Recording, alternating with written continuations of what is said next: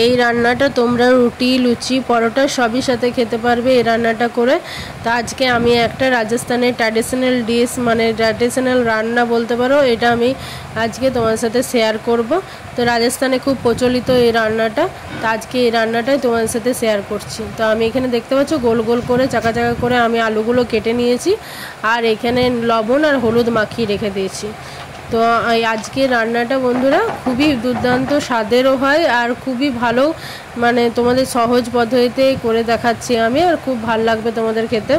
তো আমি এখানে দেখো কিছু মশলা নিয়েছি, এখানে দুটো পেঁয়াজ নিয়ে নিয়েছি, দুটো টমেটো, আর টক দই নিয়েছি 1 কাপের মতো, আর আদা রসুনের পেস্ট, আর এখানে শুকনো লঙ্কা, তেজপাতা, আর গোটা জিরে, আর এখানে নিয়েছি কিছু গোটা গরম মশলা, লং, এলাচ, দারচিনি।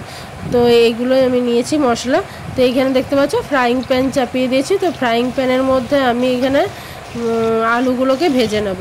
সর্ষের তেল দিয়েছি, তোমরা চাইলে সাদা তেলও করতে পারো, রান্নাটা কোনো অসুবিধা নেই। তো আমি সেখানে সর্ষের তেল দিয়েই রান্নাটা করছি। তো এখানে আলুগুলো ভাজা হয়ে গেছে, এগুলো আমি এক সাইডে রেখে দেবো। এবার আমি যে দইটা নিয়েছিলাম সেই দইটাকে আমি ভালো করে মিক্সিতে একবার ফেটিয়ে নেব। তো এইখানে সর্ষের তেল দিয়ে দিয়েছি কড়াইয়ের মধ্যে। এবার গোটা গরম মশলাগুলো আমি সব দিয়ে দেব। এখানে হাফ চামচের মতো গোটা জিরে দিয়েছি, এখানে শুকনো লঙ্কা দিয়েছি দুটো তেজপাতা, আর কিছু গোটা গরম মশলা। এগুলো একটু ভালো করে ভেজে নেব যতক্ষণ না এটা থেকে একটা ভালো সুন্দর গন্ধ বেরোচ্ছে। তো আমি এইখানে পেঁয়াজ কুচোগুলো দিয়ে দিলাম। তো পেঁয়াজটা খুব সুন্দর করে ভেজে নেব, খুব বেশি ভাজার দরকার নেই, একটু যেমন পেঁয়াজটা সামান্য পরিমাণ ভাজা হয়ে যায় তারপর আমি টমেটোটা দেবো। তো এখানে পেঁয়াজটা তোমরা দেখতে পাচ্ছ কালারটা চেঞ্জ হয়ে গেছে, এই অবস্থাতে আমি টমেটোটা দিয়ে দিলাম। এবার টমেটোটা একটুখানি গলবে, তারপর আমি বাকি মশলাগুলো অ্যাড করব। তো এখানে টমেটোটা অনেকটা নরম হয়ে গেছে, এখানে আদা রসুনের পেস্টটা দিয়ে দিলাম।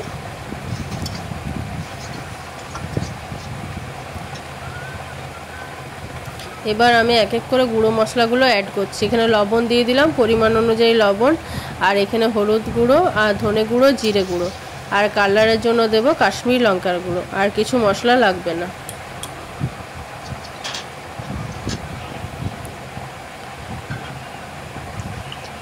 একটুখানি মশলাটা কষাবো, জল দিয়ে দিলাম যাতে মশলাটা না লেগে যায় কড়াইয়ের মধ্যে।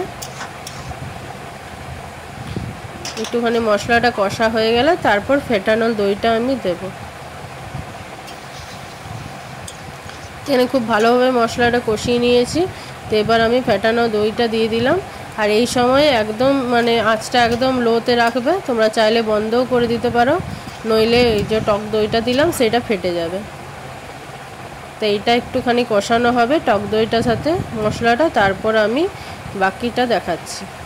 এখানে তোমরা দেখতে পাচ্ছ যে টক দইটা একদম খুব ভালোভাবে কষানো হয়ে গেছে মশলার সাথে। আর একটুখানি চিনি দিয়ে দিলাম, চিনিটা তোমরা অবশ্যই দিও, নইলে টমেটোটাও টক আর টক দই যেহেতু দেওয়া আছে সেহেতু মানে ব্যালেন্স হবে না স্বাদটা, ওই জন্য খুব বেশি পরিমাণে টক হয়ে যাবে, ওই জন্য চিনিটা দেবে। তাই এখানে আলুগুলোও দিয়ে দিয়েছি আমি। এবার একটুখানি জল দিয়ে দিলাম, এইটা আমি আলুটা সেদ্ধ করার জন্য একটুখানি জল দিলাম বেশি করে।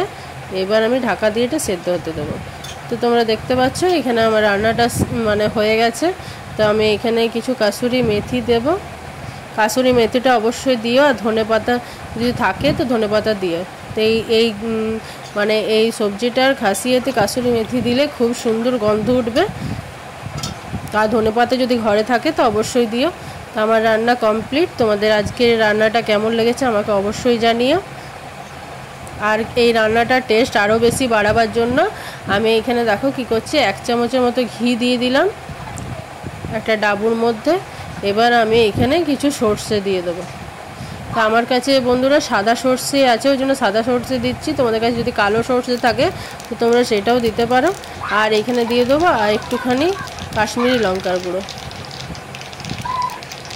গ্যাসটাকে বন্ধ করে দেবো, তারপর কাশ্মীরি লঙ্কার গুঁড়ো দেবো, নইলে জ্বলে যাবে। আমি গ্যাসটা বন্ধ করে কাশ্মীরি লঙ্কার গুঁড়োটা দিলাম। এবার আমি এটার ওপরে আমি এটা দিয়ে দিচ্ছি। তো এটা দেওয়ার জন্য আরও বেশি গন্ধটা আরও বেশি টেস্টি হয়ে যায় এই রান্নাটা।